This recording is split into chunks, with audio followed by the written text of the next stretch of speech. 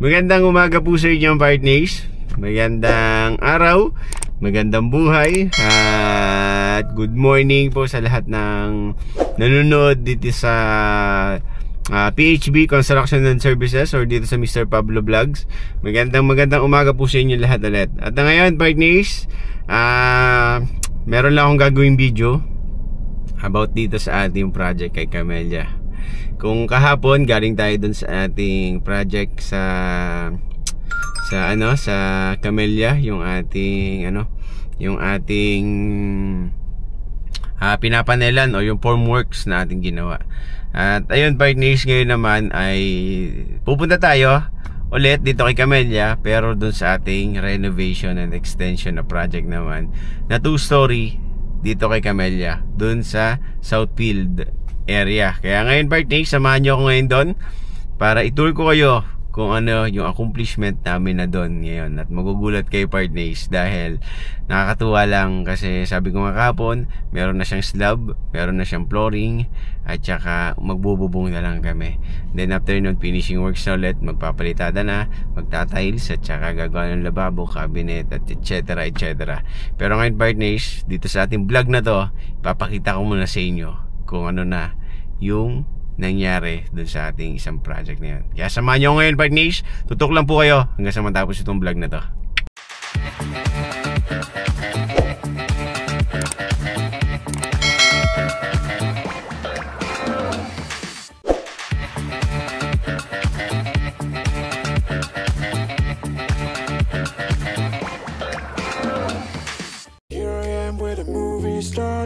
Facing at a photo they've taken. Space tree flying through the skies and petals happen everywhere.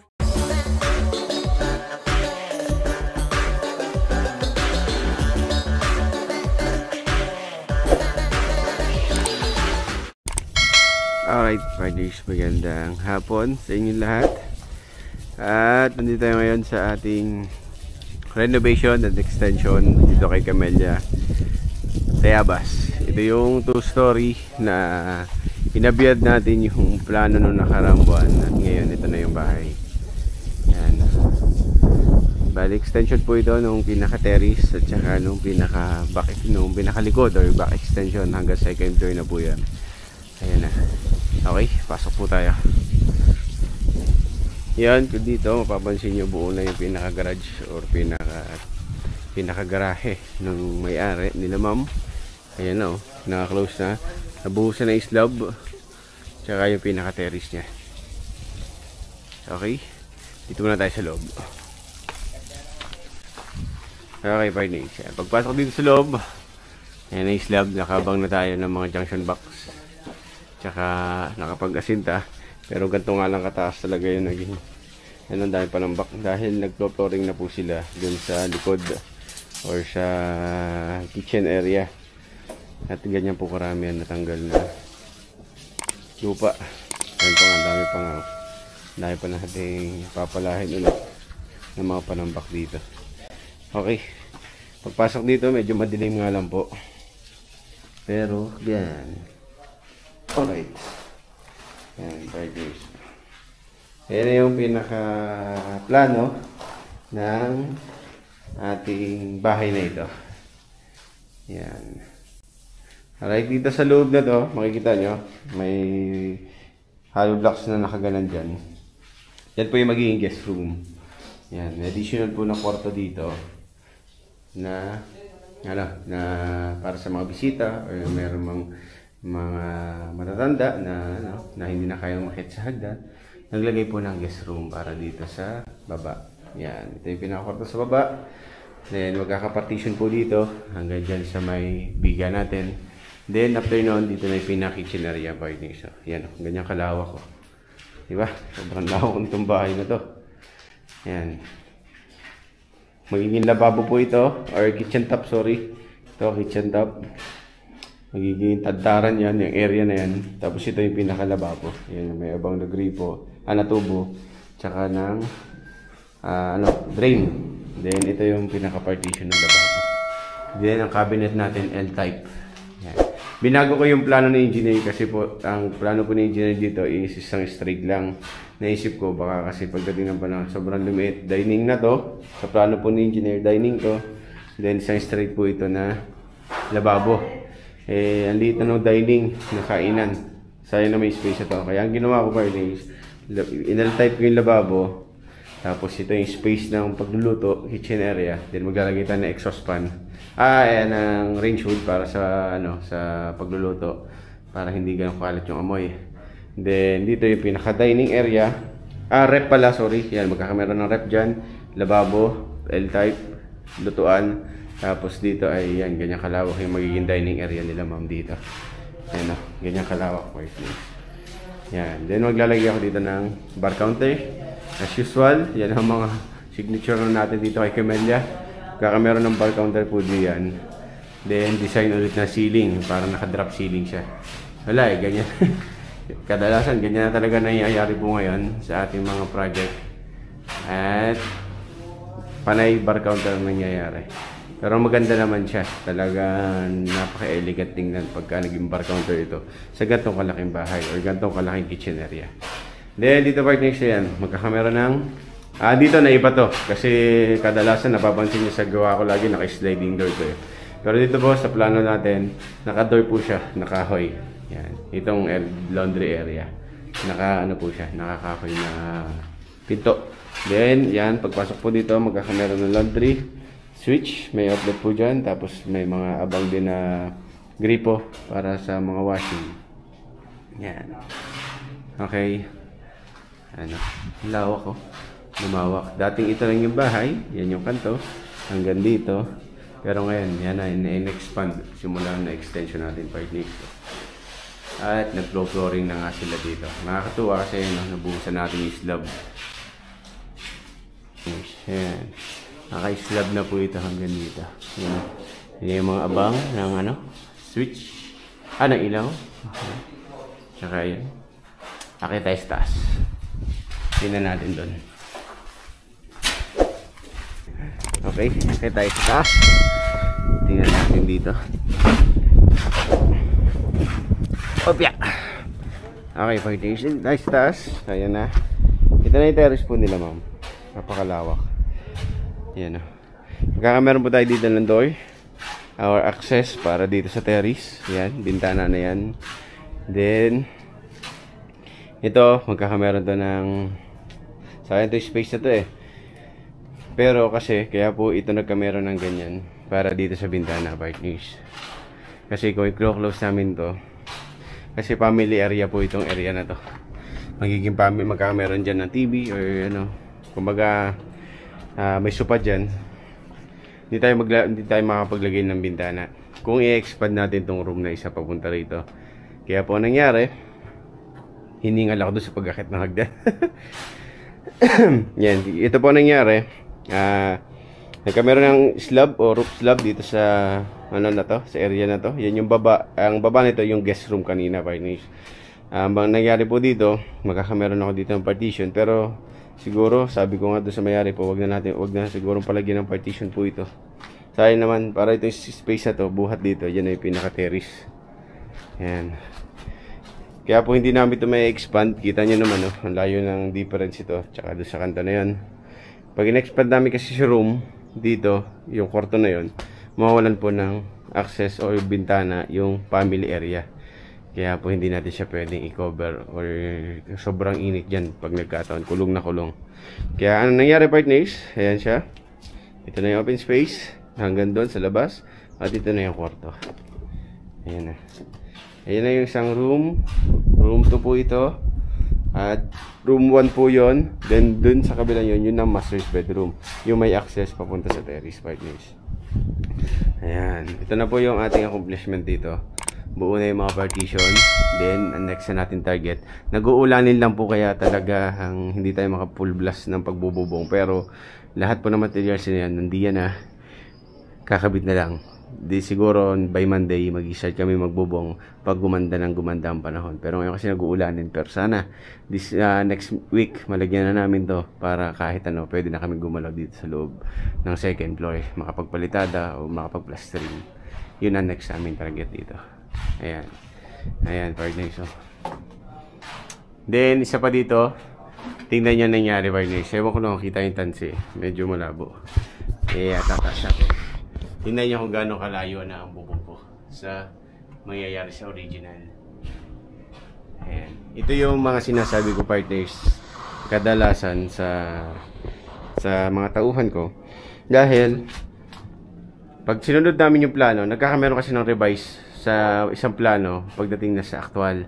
Tulad po nito partners, pag sinunod namin yung plano na nasa nakaguhit, tingnan nyo kung gaano kababa yung bubong na yung partners. Kasi sa plano po, dyan lang kami mag-e-extend papunta rito.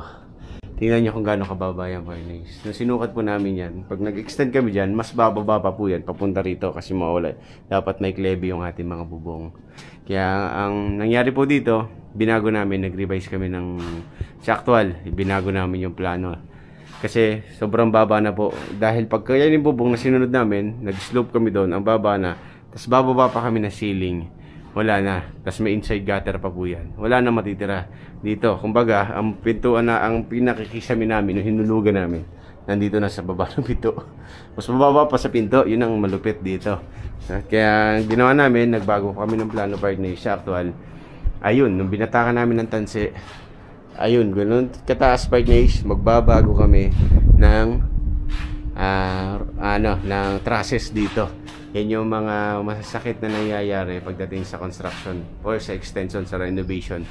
Pag kasi once na lumampas yung isa or nagkamali yung isa na na kinapos, talagang makababago natin yan. Tulad yan ang nangyari, lumiit ito. Yan yung bubong nila dati, yan yung original ni Camellia pagdating dito ang baba na. Kaya ang nangyari partners, ayan po, binago na namin or magbabago kami.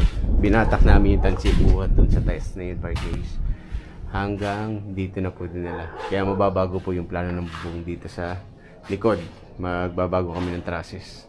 Kaya medyo matrabaho to partners. Pero okay lang, at least hindi naman tayo magkakaproblema pagdating ng panahon or pagdating ng turnover. Kasi syempre, ikaw ba naman Lily? Pupunta ka sa isang kwarto na ganun kababa ang ceiling, nakakahiya sa ating mga kliyente. Kaya talagang ganun nangyayari, nagbabago tayo or nag-change plan tayo pagdating sa actual. Kaya yun partners, at binatakan na namin to. At ang nangyari, naging standard na yung ceiling natin. Nasa 250 na po ang height ng ceiling natin. Kaya makapag-design tayo ng konti para sa bawat kwarto dito. Ayan, partners. Magkakameron lang ako ng adjustment dun sa dulo. Kasi aangat siya tataas yung lumang yero, magiging bago na siya. Tataas nga lang doon, pero may plano na po kami doon. Kasi may tinamaan pong CR doon, makakapagtaas kami ng CHB doon para ma-close yung itinaas na bubong. Kaya yun, kaya pa rin, maganda pa rin yung talagang nakikita natin sa actual or nabivision natin yung mga ginagawa ng ating mga tauhan. Kaya yun, partners, yun yung update dito sa ating project. At siya nga pala, ito yan na yung taas ng bubong natin partners. Yan, yun yung binatakan ko na ng tansiyan. Ganyan na po siya kataas. Napapalod. Kasi putol po yung bubong ko dito. Yan, yun yung cut.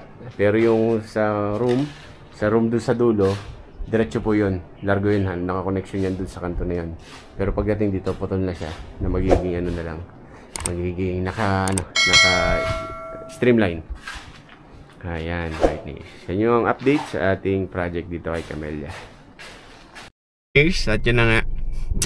Nakakatuwa lang, di ba? Grabe. Ang bilis nung ating project dun sa renovation and extension, di ba? Nakakatuwa lang, partners, kasi nakapag-slab na. May flooring na yung baba. Tapos halos finishing touch na lang din naman yung karamihan gagawin. Dahil magta-tiles, yun nga po nabanggit ko kanina, tsaka yung mga cabinet, pintura. Pero halos yung structure na itayo na natin. Yun yung number 1 na talagang ikinatutuwa ko pagdating sa paggagawa ng bahay. Mas lalo kong ngayon partner share ko lang, mas lalo ko siguro na embrace yung bawat project ko, or mas lalo kong minahal yung mga project ko pagdating sa structure. Kasi talagang yun dapat ang iniingatan natin, lalo na't yung syempre number 1 yung tiwala ng ating mga kliyente sa ating mga gawa. Syempre mas higit pa rin siguro yung yung kumbaga mas mahalin mo yung trabaho mo para mag-reflect dun sa ginawa mo. Yun yung naging motivate ko sa sarili ko. Mas minahal ko yung structure, yung pagpapatibay dun sa aking ginagawa. Dahil syempre nakakaya naman kung nagkameron ng problema or nagkameron ng hindi maganda yung structure. Kasi sabi ko nga, partners, or para sa akin lang, once kasi na pumalpa ka sa structure, wala rin namang silbi yung design mo wala rin namang silbi yung mga magaganda mong ginawa o ibinihis dun sa isang bahay o sa isang building. Pag bumagsak ang iyong structure ng hindi siya standard na pagkakagawa, sayang din lahat talaga. Sayang, number one, sayang yung oras, sayang yung pagod mo, sayang yung pinagpuyatan mo, at ikalawa na nakakahiya sa kliyente, partners. Yun yung pinaka at ang worst pa doon, pwede kang kasuhan, pwede kang magkameron ng yun lang, partners. Kaya sabi ko nga po, ulitin ko, mas minamahal ko yung structure or yung pagpapatibay sa isang project. Kasi talaga napakaingat ko doon, napaka-sensitive ko doon pagdating sa mga ganun, partners. Tulad noon, yung sinabi ko ngayon, extension namin. Kasi sabi nung iba, extension lang naman yan huwag mo nang lagyan ng puting. Extension lang naman yan huwag mo nang lagyan ng, kumbaga dayain mo na lang sa bakal. Paliitin mo na, extension lang yan, hindi na yan kailangan pa kasi may maganda ng pundasyon yung bahay. Yun yung mga kadalasan natin naririnig, partners, sa construction. Pero sabi ko nga, partners, hindi pwedeng ganun. Dapat mahalin mo yung structure o yung simula sa hukay hanggang sa may tayo mo yung building, yung mga poste, mga biga, saka mo pagandahin, partners. Yun yung pinaka maganda doon.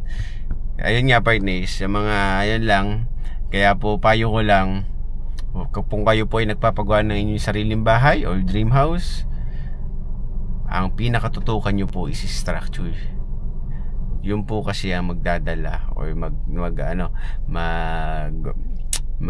mag-hold or magpapatagal ng inyong bahay. Yun yung time na talagang dapat napakaingat, sensitive kayo doon. Yung buhos ng slab, buhos ng puting, buhos ng biga, buhos ng foundation, yan yung dapat natin ma-double check, partners. Kasi sobrang napaka-critical nan pag nagkameron ng problema. Kasi yan ang sasaluhinan puro lindol, baha, mga calamity, partners, yan yun. Kaya mas sabi ko nga sa sarili ko, mas minamahal ko yung structure. Siguro sa design mahina pa ako, siguro sa mga architectural mahina pa tayo dyan, pero okay lang yon, napapag-aralan naman yon. Pero yung pagpapatibay, partners, sa isang bahay, yun ang napakahalaga. Kaya yun, partners, ko sharing lang, pero nakakatuwa lang kasi sabi ko nga, yung ginawa naming bahay doon sa Camellia, kumpleto yon. May puting yon, hindi natin tinipid sa bakal yon, solid ang biga nun hanggang sa slab. Kumbaga standard sa slab tayo doon. Kaya talagang dinoble check ko yon. Chinecheck ko bawat spacing, bawat anilyo, stirrups, bawat puting, then yung poste, partners, talagang solido yon, at saka po yung biga. Kaya hindi natin siya. Then yung mga biga nun, nakasalo sa mismong biga ng bahay. Lahat sila naka-hook or even yung puting natin, yung puting beam natin, naka-hook yon sa mga mismong puting ng original na bahay.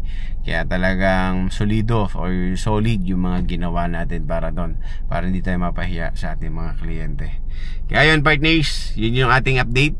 Napatigil lang ako, pero doon sa isipin nyo, napatigil ako ay dito rin sa project ko. Yan, roofing. Dito ako napatambay. Pero yun partners, yun yung ating update doon sa ating renovation extension, di ba? Nakakatayo na yung ating mga bahay, ay yung ating ginawang bahay structure doon.